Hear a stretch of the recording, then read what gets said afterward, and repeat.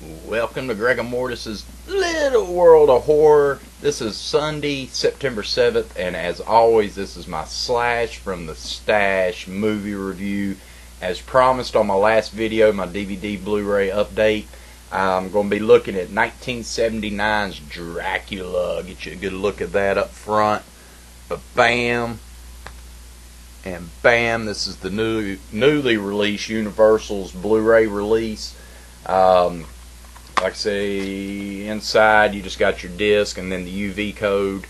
No DVD combo. Does have a couple of bonus features. You got the revamping of Dracula feature commentary, some stuff like that. There's pretty decent. I hadn't listened to the commentary all the way through, but pretty good overall. But what I'd like to mention about 1979 Dracula is the fact that I don't think that I had ever seen this one. So when I sat down to watch it, I was watching it and I was amazed that I really honestly think this one had slipped under my radar, and I have never seen this one. So luckily I finally watched it, and I'm here to talk about it briefly in my mini review. Once again, Dracula 1979. Got a few notes over here on the computer, so I'll be looking over to the side here every once in a while, so bear with me. But let me start off by saying about the transfer of this Blu-ray. Definitely really good transfer. The picture quality is really clear, so there's not a lot of graininess to it like you get with the VHS. I've never owned it on DVD, so I'm not sure what the DVD quality would look like on this one, but I know the Blu-ray, as far as it's concerned, looks really good. The sound's really good. So as far as a transfer of it, great job.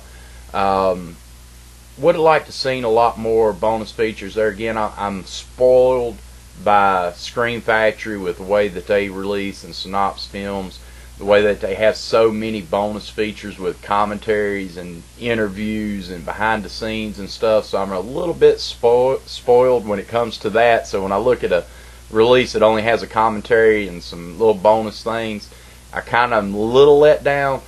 But overall, I think it's a really good transfer, really good quality as far as the Blu-ray goes. Now, what is 1979 Dracula?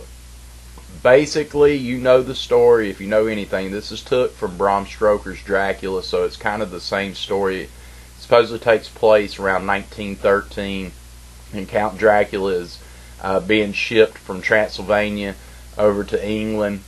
Ship capsizes that has Count Dracula's actual coffin on it, and he's brought to this castle. You're introduced to Dr. Loomis, Donald Pleasence, who played Dr. Loomis in Halloween.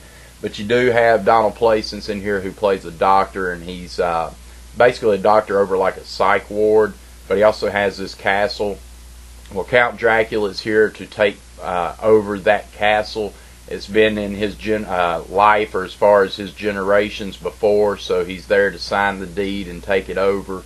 And you know the story of Dracula then. I mean, it's basically him wooing the women, biting people, and the whole 9 yards, so that's what you get with Dracula. Okay, the movie stars Frank Langella, and I thought he'd done a really, really good job as Dracula himself. I was really amazed with how he looked, with the eyes, much like 1931 when you get into Universal's Dracula with Bela Lugosi with the eyes. There's always been a quality when you watch a Dracula movie. You tend, or at least I tend, to see the little things, and it is the way that he looks at the women and the men alike, and how that his mannerisms. So he definitely played the part really well. Really creepy with mind control, and he does this little thing with his fingers like this a lot, and I was really impressed with that. Donald Pleasence, I thought, was really good in his role as a doctor as well, so I loved seeing him. And this would have been 1979, so I assume it would have filmed around the late 78, early 79, so this would have been right during or right immediately after John Carpenter's Halloween. So you know, he'd done a great job. Also has Laurence Olivier, who plays Van Helsing, and I liked Lawrence as Van Helsing. He really great job. Really impressed with the acting in this film. I love the atmosphere of it. There's some scenes where Frank plays Dracula, where Dracula actually shows outside a window. First, he'll be climbing up a wall, and it's kind of like, I don't know if anybody out there has ever seen the original TV movie of Spider-Man back in the 70s, and you'd see how Spider-Man would go climbing the wall. Well, that's what Frank was doing, aka Dracula. And then he was coming up to a woman's window, and they had these fog machines going on, so it's real smoky and real creepy. They did that a few times in here. I loved that. Loved the scenes where the ship at the very beginning of the movie, when it capsizes, I liked that. It's just overall, I thought the atmosphere was really well. There's a lot of scenes where they're down in caverns and stuff. It was lit, beautifully.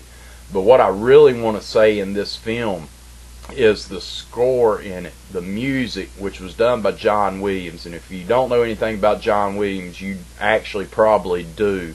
He's the composer of such films as Jaws, E.T., the list goes on. He was the go-to score individual for music, and they got him for Dracula in 1979, and I'm so glad they did, because the score is just beautiful. It's amazing in this film. It sets the mood perfectly. When it needed to be creepy, it was creepy. When it had a little upbeat, it needed to be there, it was there. So the score in it is amazing. The director is John Badham. He had done films such as War Games, Short Circuit, films like that. So he was, of course, went on to be a notable director, but I thought he'd done really good with this film. I mean, it's really well paced. It's not a boring film by any means.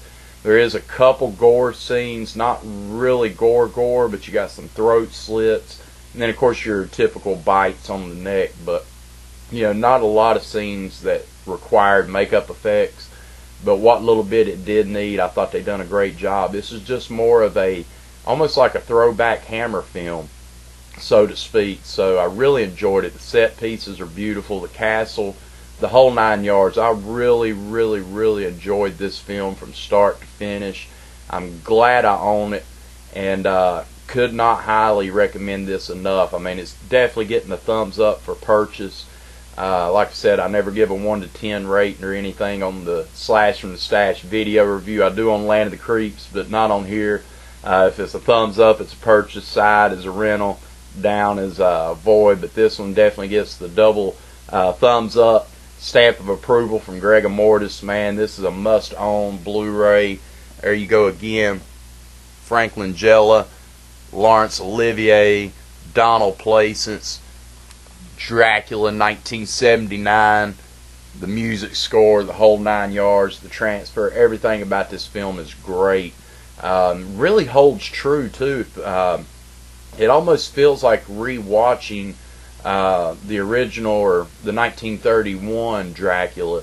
As far as Universal, it almost has the same feel, because they didn't change a whole lot from the novel of Bram Stoker's Dracula, so it still kind of feels it's just like a revamping of it, and I didn't mind that. I mean, it had enough of a different story plot to change it just a hair, but I really enjoyed it, and so glad to have this. And it's, I think, probably anywhere from $14 to $16 brand new, just came out. Highly recommend it. Definitely get your hands on it.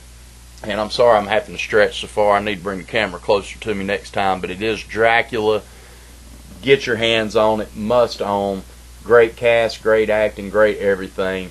This is your Slash from the Stash. It is September 7th. It is Sunday. And very excited. If you haven't subscribed to my YouTube channel, please do that.